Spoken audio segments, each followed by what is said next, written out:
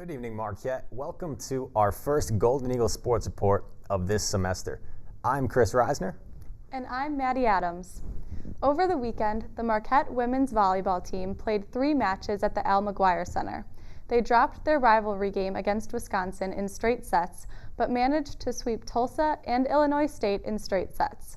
Overall, they posted a 2-1 weekend and concluded their non-conference schedule with a 9-3 overall record. In their 3-0 loss to number 6 ranked Wisconsin, the Golden Eagles posted an impressive first set, falling just 25-23. However, the second and third sets were very different stories as the Badgers won each of those sets by 10 or more. We spoke with head coach Ryan Tice following his team's loss to the Badgers. Here's what he had to say.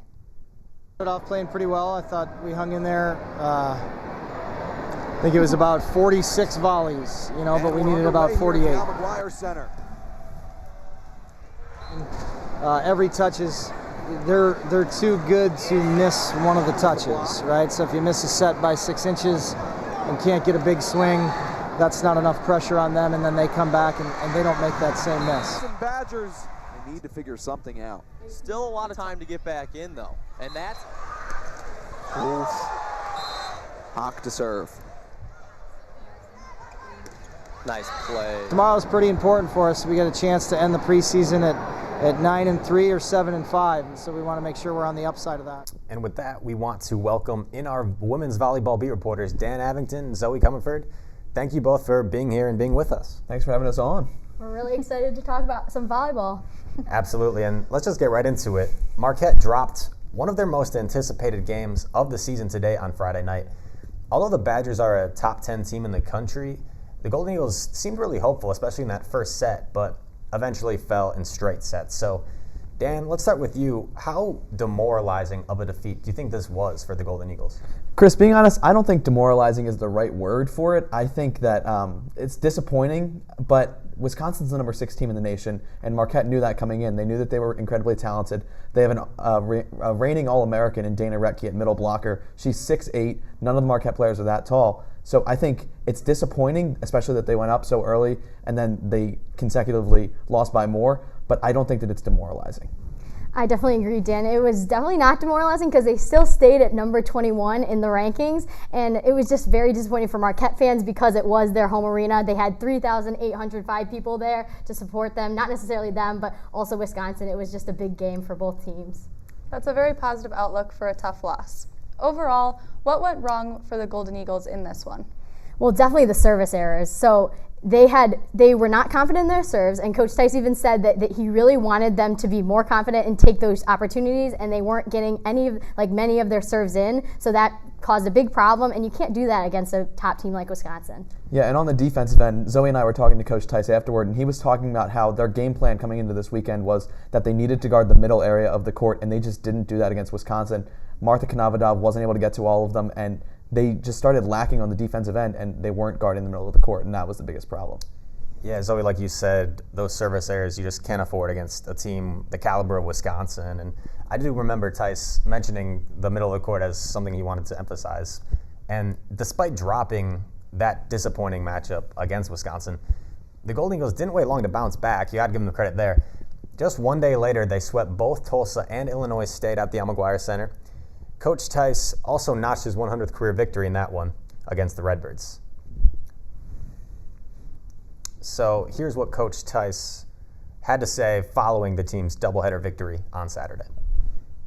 Both matches today was to try and protect the middle of the court. I thought both the teams we were playing attacked into the middle of the court a lot. I don't know which timeout, but I got pretty agitated with them about not being able to execute that. And I thought our serve game was really good through a large part of today, which was a big difference. I don't think we had, I thought maybe 5 out of our 6 servers were really feeling it from the service line tonight. Claire Mosier came in and served a couple of really good balls and got them out of system. When I first went in, I was just thinking I got to get it in, that's all I have to do. And then we had a huge block, and I was like, there's really nothing to lose anymore. I have to, no matter what I do, I can either wimp it out and just keep it in, and they could get a big kill on us, or I could serve aggressively and potentially get an ace, and that's what happened. Claire Mosier. And Claire Mosier, the freshman, gets the ace. You know, we had goals for the preseason. You know, what each match meant for later, for trying to make the NCAA tournament, for trying to become a seeded team. And we achieved some of those goals, not all of them, but some of them. And now all of our attention turns to trying to win a Big East championship. Now, maybe it was just me, but the Golden Eagles seemed like two completely different teams Friday to Saturday. What was Marquette able to improve against Tulsa and ISU that really allowed them to gain control early and not let up? Well, Chris, I think the biggest difference was actually freshman setter Claire Mosier coming in, making her first 2 career starts, and she had some huge games. She led the team in assists against Tulsa with 19, and then against Illinois State, with the team down at set point in set number 2, she came to the service line and had a couple aces and won their team the set. So I think, especially filling in for Lauren Speckman, who's a veteran and was all Big East second team last season, having Claire Mosier come in and play such a big role on the team was huge for Marquette on Saturday. Dan, I definitely agree with you. I think they really cleaned up their service errors and they started making those serves. So in the Tulsa game, they had 5 service aces, all 4 of which were from sophomore outside hitter Hope Wirch. And then in the ISU game, they came out and had 8 service aces. So that's so many more than they had in the previous game against Wisconsin. And how big is that in the absence of a player like Lauren Speckman for a freshman nonetheless to come in and make such an impact? Yeah, it's incredible that she was able to do that under such pressure, especially against Illinois State and Tulsa, were 2 teams that are incredibly good. Even though they're not ranked in the ABCA, they're actually 2 teams that I think combined had about 5 losses coming into this weekend. So having a freshman come in and play at the setter spot, which is an incredibly important position in volleyball, they're the ones that control the pace of the game. They're the ones that decide which side to go to every single time. So having Claire Mosier come in with such composure was incredible. I definitely agree. I think she played fantastically, and I think we're going to see her a lot more on the court this year. Definitely. So a lot of positive things coming from the Tulsa and Illinois State games. Marquette kicks off Big East Conference play Friday night at Providence. What do you guys think are the most important factors for the Golden Eagles as they continue their tremendous start to the 2018 season in conference play? So you want to go first? Sure, I'll go first. So I definitely think that Marquette really needs to keep up their confidence, be confident in their serves, be confident that they can, if they have the lead, they can take that opportunity and do something with it. They can't just, if they have a lead, they can't just let it go like they did in the Wisconsin game. They really need to take advantage of those opportunities they have. Yeah, I think they definitely need to carry over that momentum that they have from these past 2 wins, but I also think the most crucial part is playing a full team game. I think that a lot of times this season when they've lost, it's been either that the outside hitters and the middle blockers and the front line are having a good game, or that the back line's having a good game. So I think they need to combine that like they did against USC, the number 10 team in the nation, when they had that huge win. I think that was a full team game, and that's what they need to do if they want to wreak some havoc in the Big East. Yeah, good points, both of you. Keeping up the confidence and a team game, not relying on a few players like Allie Barber per se. Mm-hmm. Coming up next, we'll be taking a look into the Marquette men's basketball team's new arena, the Pfizer Forum. Don't go anywhere, because Golden Eagle Sports Report will be right back.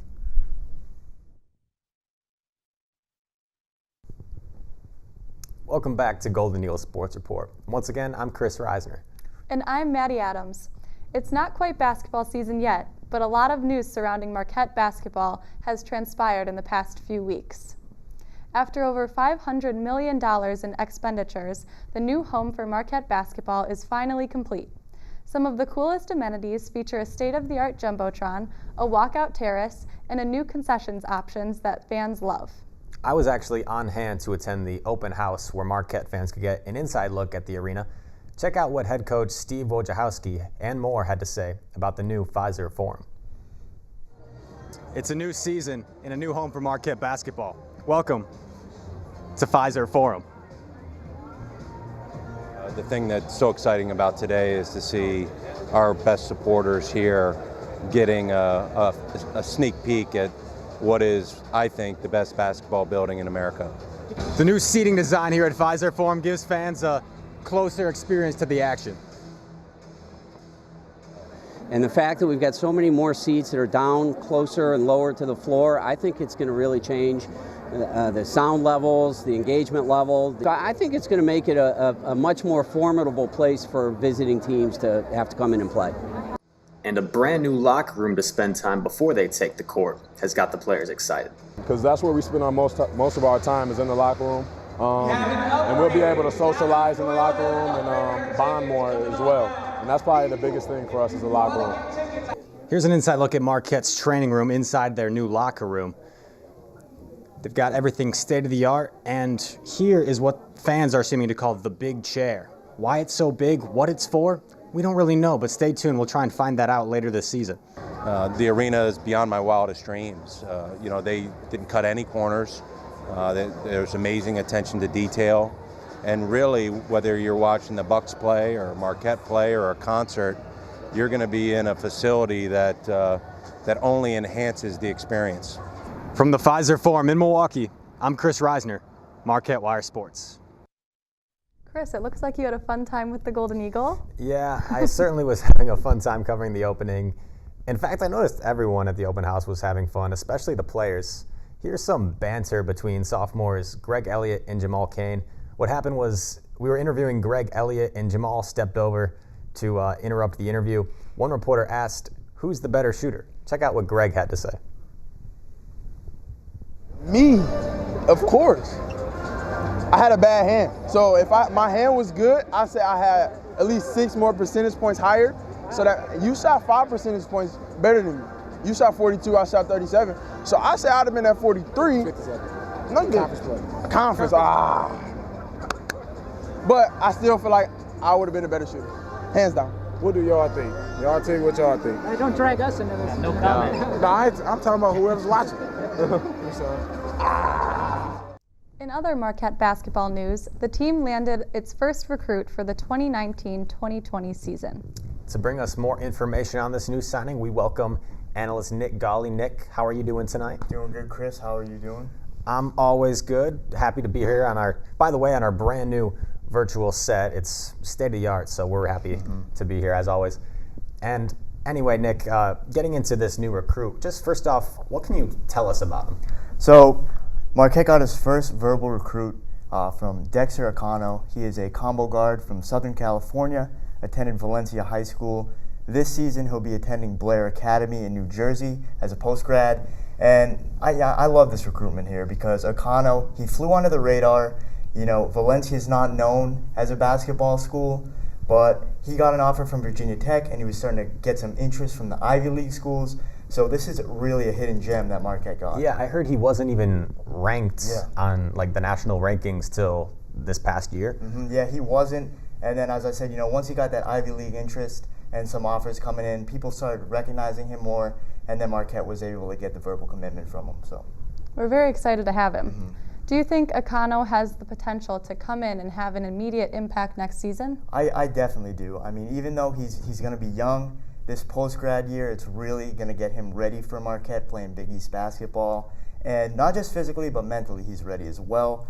He said going to Blair Academy that he's going to use that to get better at basketball and academics, and also use it to get used to being away from home so he won't get homesick, hopefully, even though he is pretty far here in Wisconsin. But should be a great year for Acano, and he should be acclimating well to Big East basketball as well. And you talk about Big East basketball, a conference known for physicality, defense, and after landing transfers like Ed Morrow, Joseph Chartney, Kobe McEwen, Marquette seems to be going towards the defensive side of the ball with some of these players they're landing. Do you think Acano fits into that equation? He definitely fits into that equation. Fits it perfectly. 6'8" wingspan. He has great lateral speed, can run up and down the court, cover both guard positions. So if you're trying to build a defensive team, Dexter Acano's your guy that you want on that team. Are there any other interesting facts that you know about Acano? One interesting fact, this one, really interesting actually, won an Instagram contest with Steve Nash. Obviously one of the best point guards to ever play in the NBA. Able to have a training session with him. Acano said he learned a lot, raised his basketball IQ, learned a lot about passing, a lot about team play. So I definitely think that experience helps him on the court for sure. Said it changed his outlook on basketball. Not only that, but changed his whole outlook on life. So that's some pretty big words from Acano. So that definitely helped him out, and definitely a cool experience for him to have. Very cool. Yeah. Wow, for a high school senior to spend some time with Steve Nash, that's pretty crazy. From an Instagram contest? I wish I applied. Probably wouldn't have got it, but still, I mean, that's literally insane. Literally insane. That is. Thank you very much, Nick. No Always problem. Thank you. A pleasure to have you here. And it's good to have you here watching as well. So Don't go anywhere. We'll be right back with some more Golden Eagle Sports Report.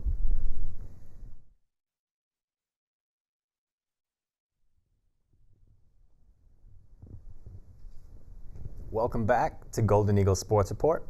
The Marquette men's golf team is coming off their impressive spring 2018 campaign, where the team finished just 3 strokes behind Georgetown in the Big East Championship. Still, the squad sent junior Matt Merlick and reigning Big East Player of the Year Hunter Eichhorn to the NCAA Regionals. Our own Jack Phillips joined head coach Steve Bailey and the rest of the golf squad and previewed the team's fall 2018 campaign. It truly is going to be a hectic next 5 days for Marquette Athletics, whether you're talking about women's volleyball, women's soccer, or men's soccer, and that's not even including men's golf, which actually has their first Badger Invitational September 9th. Golf is a sport where, through times of adversity, it's really, we find out who we are.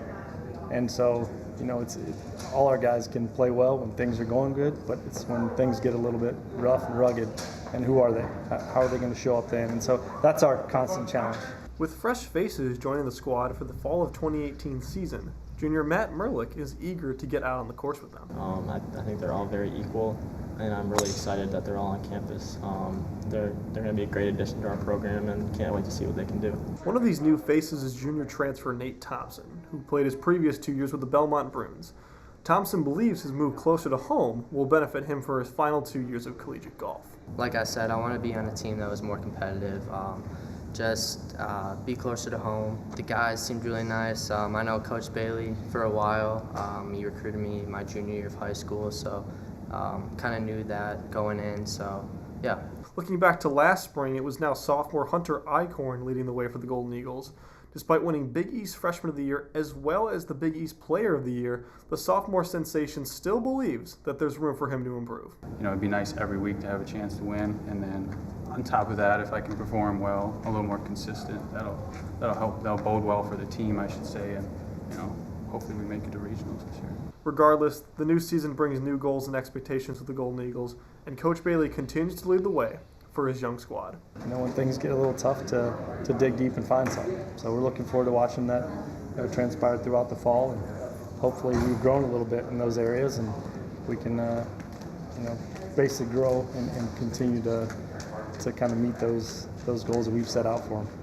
Reporting from the McCoy Wire Center, Jack Phillips, Marquette Wire Sports. The team has carried their positive momentum from last season into the fall of 2018, posting a 5th place finish at the Badger Invitational last weekend. On top of that, the squad notched a 1st place finish at the Northern Intercollegiate Invitational yesterday afternoon. This was the 2nd year in a row that the Golden Eagles have won that invite. Moving from the course to the pitch, the women's soccer team is off to its worst start in program history at just 1-6-1. This is coming off a season where the team went 13-7-1.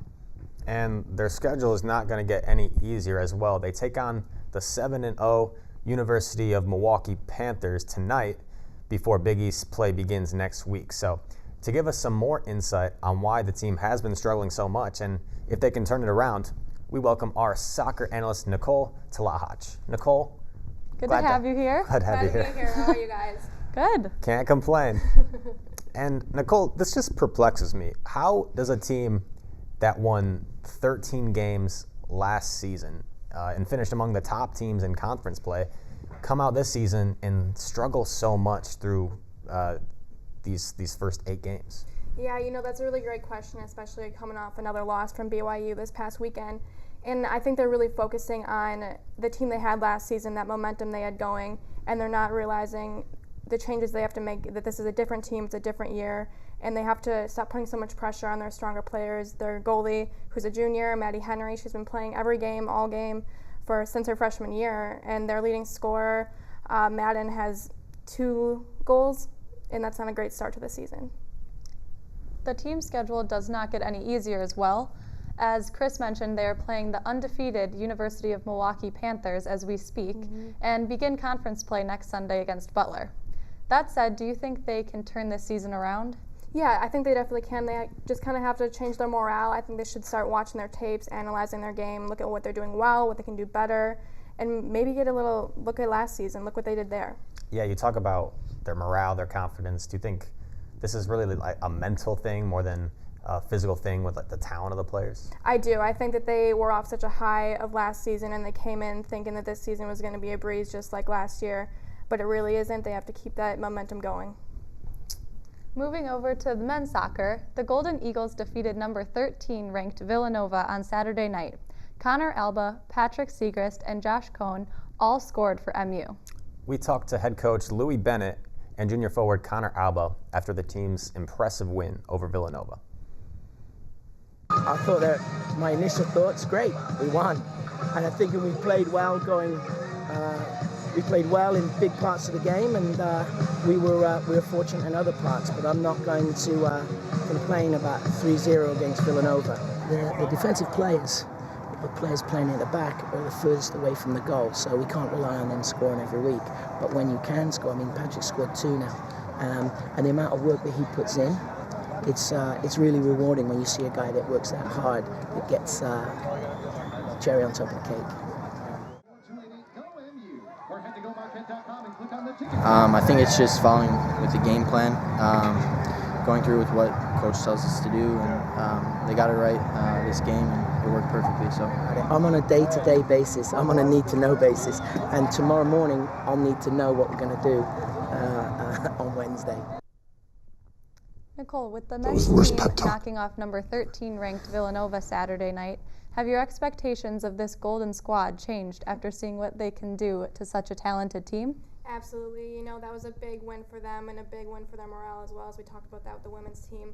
It was great for the fans to see, and this has really amped them up, and I think that, you know, they have a handful of players from the MLS Academy, and they really working with nonverbal signals, because a lot of them are international players, speak different languages, and so I think that's really benefiting them to have kind of a secret edge to their play.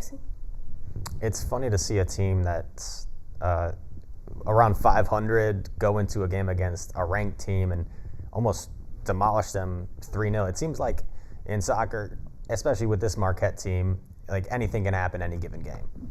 That's very true, you know, especially after I think they're 3-3 this season now, and I think they're trying to keep picking up the pace. And Marquette, after that win, is going to turn their attention towards UWM. They play the Panthers on Wednesday night at the Valley. The Milwaukee Cup is always such a fun game to watch. So, Nicole, what specifically are you most excited to see in this matchup between these two squads? I'm really excited to see that coming off this win, the energy that they have. I'm sure they're all really amped up and excited. Winning the Milwaukee Cup's always a big deal between this little rivalry they have going on, and I think that knowing what they can do now, how they use that in this next game will really be a great game. All right, well, that's all the time we have tonight with you, Nicole. Thank you for joining us here on Golden Eagle Sports Report. Once again, I'm Chris Reisner. And I'm Maddie Adams. Good night, Marquette.